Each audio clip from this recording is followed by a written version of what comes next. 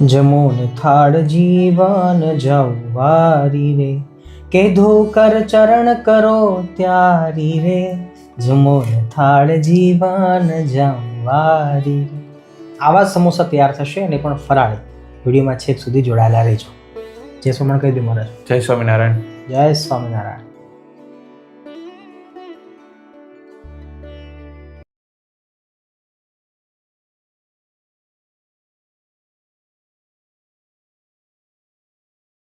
કલ્પવૃક્ષ પરિવારને ભાવથી જય સ્વામિનારાયણ, જય શ્રી કૃષ્ણ, જય સિયારામ, હર હર મહાદેવ, રાધે રાધે.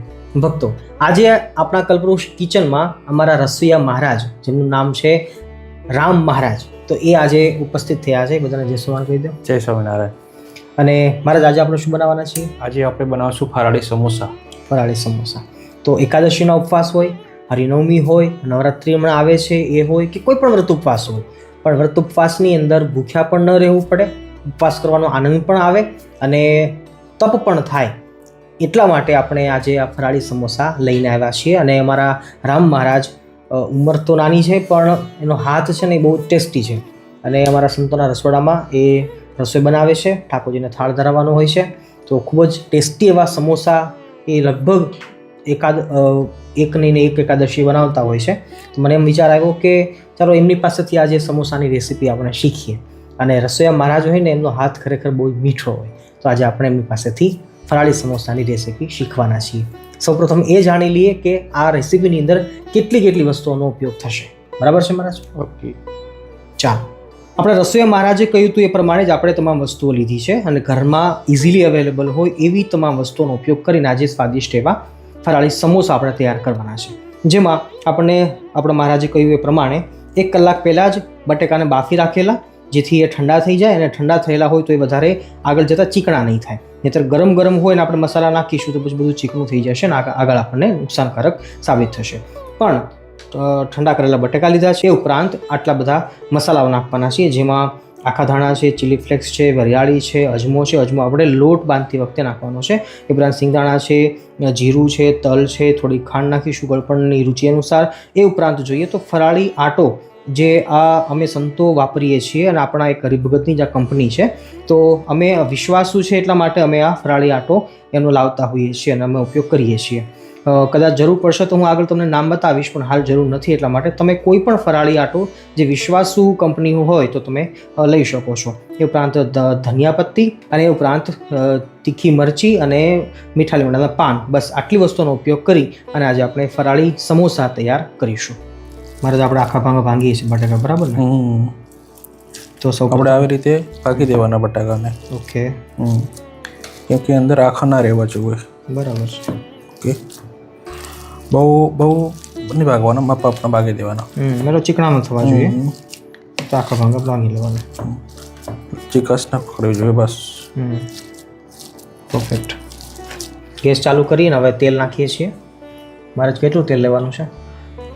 તેલ આપણે 2 પાવડા. 2 પાવડા લઈ લેવાની. 2 પાવડા તેલ લીધું છે. બસ 3. આપણે પહેલાં જીરું નાખશું. ઓકે, જીરુંનો વઘાર લઈએ છીએ. કારણ કે ઘણા બધા લોકો છે ફરાળમાં રાઈ ન ખાતા હોય, એટલે ફરાળમાં જીરું ચાલે છે. તો જીરુંથી વઘાર લઈએ સાથે મહારાજ. પછી વરિયાળી નાખશું. વરિયાળી, ઓકે. પછી ધાણા નાખશું. આખા ધાણા મહારાજ નાખી રહ્યા છે. વાહ. બીજું? પછી તલ નાખીશું. તલ નાખશું. સરસ. Okay, next? હવે તો ફૂટી જાય પછી સિંગદાણા નાખવાના. વાહ. સિંગદાણા. પછી સિંગદાણા નાખીશું. પછી એને થોડું એકવાર ચલાવી લઈએ. ગેસની ફ્લેમ થોડી ધીમી કરી નાખીએ એટલે લાજે નહીં, બધી વસ્તુ બળે નહીં. પછી આપણે મરચાં ઓર લીમડો નાખીશું. મરચાં અને લીમડાનું કટિંગ.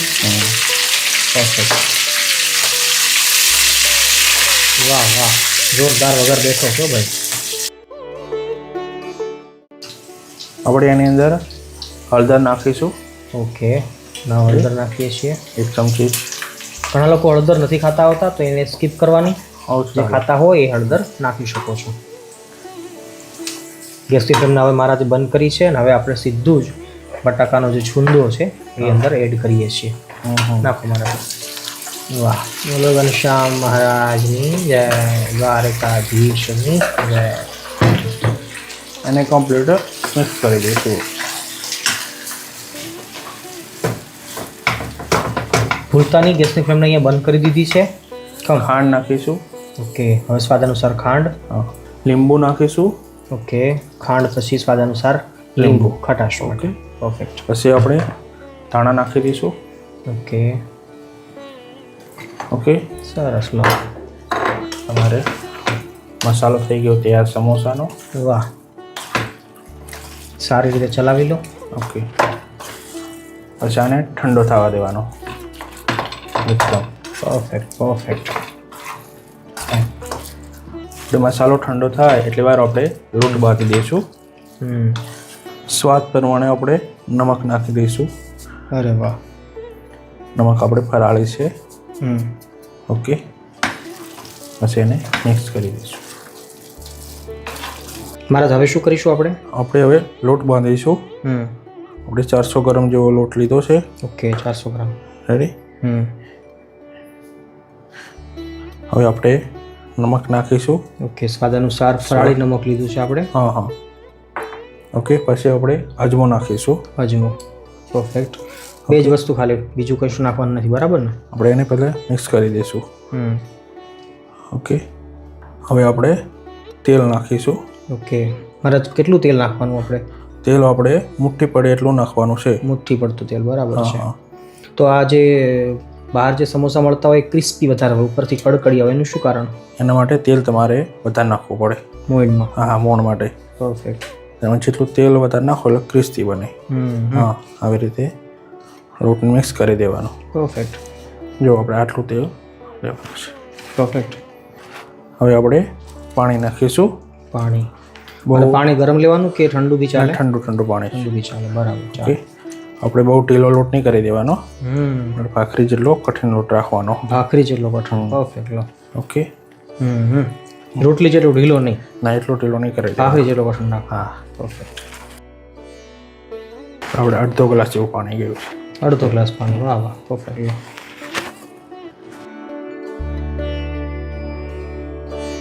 આપણે આટલા ગુલ્લા કરી દેવાના. પરફેક્ટ. રાજસ્થાનમાં આને ગુલ્લા કહેતા હોય છે અને આપણે ગુજરાતીમાં અહીંયા લોયાકી. લોયાકી કે લુઆકી. બરાબર. પેલા બધી વણી લેવાની મારે? હા, પહેલાં બધી વણી લેવાની.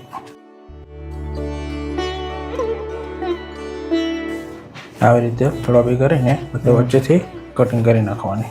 પરફેક્ટ. ઓકે, આવી રીતે પછી વચ્ચેથી કટિંગ કરી દેવાની. સરસ. ઓકે.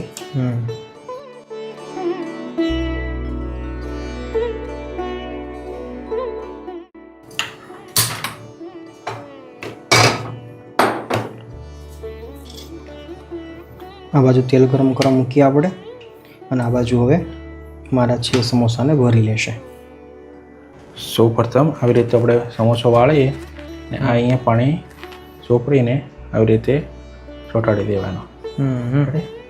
ચોંટી જાય પછી આવી રીતે હાથમાં રાખીને આ રીતે જે મસાલો છે એ બટાકાનો એ આવી રીતે કમ્પ્લીટ કરી દેવાનો. પરફેક્ટ. કે પછી એને ચારે ઉપર પાણી ચોપડી દેવાનું. કે પછી આવી રીતે દબાઈ દેવાનું. Very easy. લો, થઈ ગયો કમ્પ્લીટ સમોસો તૈયાર. વાહ ભાઈ વાહ.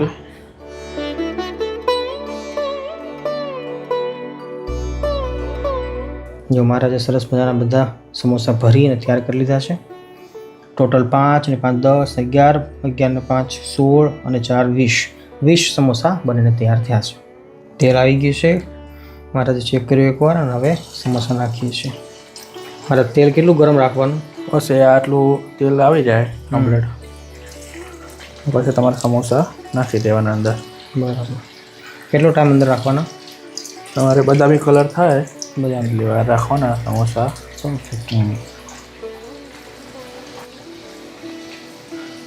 પછી આપણે એને પલટાઈ દઈશું.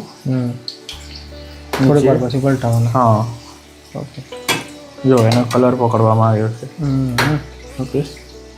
વાહ વાહ વાહ. ક્યાં બાત છે, ક્યાં બાત છે. હા, બહુ તેલ આવી જાય તો પછી ધીમું કરી દેવાનું. તો મને એવું લાગે કે બહુ લાલ થવા માંડે છે, કિંમત આપણે થવા દેશે તો સારા ક્રસી થશે. બરાબર છે.